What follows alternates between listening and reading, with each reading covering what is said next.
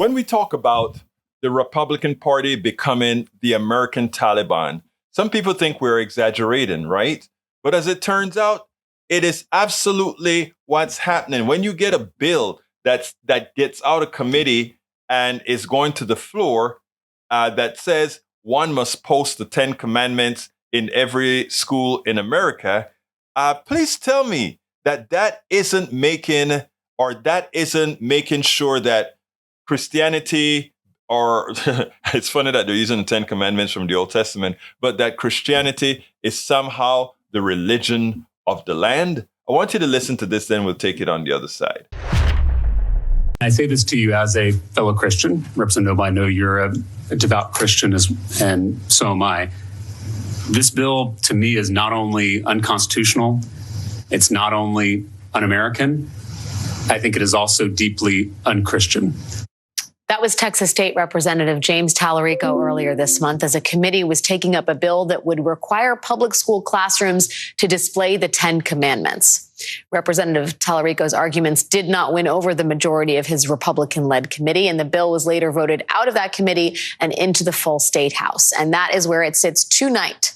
It is on the agenda for a full vote. But even if it does not pass, or if the vote does not happen in time, the bill will effectively die. But even then, it is just one of an estimated 1,600 bills in state houses across this country that attempt to dismantle the separation between church and state. Representative Talarico, a member of the Texas State House and a former public school teacher, what are Republicans trying to do to public education in the state of Texas? Well, first, thank you for having me, Alex, and thank you for shining a national spotlight on what Texas Republicans are trying to do to our public school students. They're trying to indoctrinate.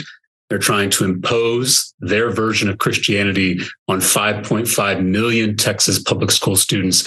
And it should be offensive to all of us, those of us who love the Constitution, those of us who love democracy, and particularly those of us who are Christians. You know, I'm the grandson of a Baptist preacher from South Texas. I attend the same church where I was baptized when I was 4 years old. And I find these bills deeply offensive to my faith. And so I think it's incumbent upon Christians to speak out that these bills are exclusionary, they are idolatrous, and they are diametrically opposed to the teachings of Jesus Christ. Yeah, I mean, and this is coming on the eve of the Uvalde school shooting anniversary, which is tomorrow. A lot of parents would like to see legislative action on schools as it pertains to gun safety reform.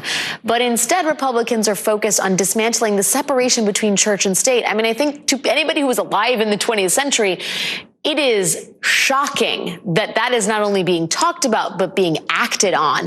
Can you talk a little bit more about that opinion that this is a Christian nation that needs to return to its Christian roots and how that's been embraced by the right as their sort of new raison d'etre?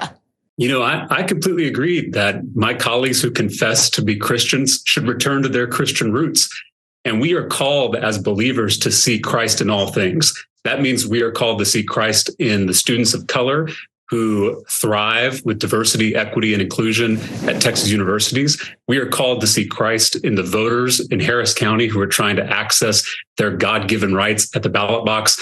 And we are called to see Christ in those 19 babies and those 2 teachers who were massacred in a classroom at Robb Elementary in Uvalde, Texas. The fact that we have not lifted a finger to prevent a tragedy like that from happening again should be offensive to everyone watching across the state of Texas. We desperately need people in public office who will fight for the students of this state and who will truly live out the values of their faith. This is pretty sad. This is, in fact, the beginnings of the American Taliban. Unless we vote these folks out of office the next time, they will keep taking a bigger and bigger bite to either enforce that we follow their ideology, their twisted ideology, or just go ahead and take it by force. We have to decide going forward if we are going to adopt the ideology of the American Taliban. We have to decide.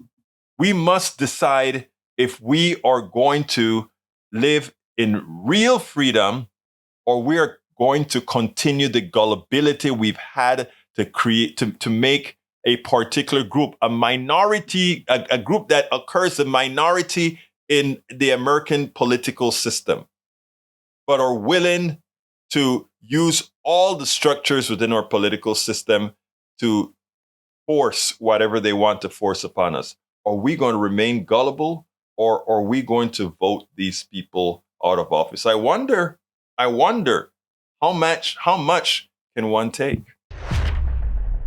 We spend a lot of time deconstructing the news, trying to parse it into a form that everybody can understand. We try to find those little nitpicks where it flies above the fray, etc.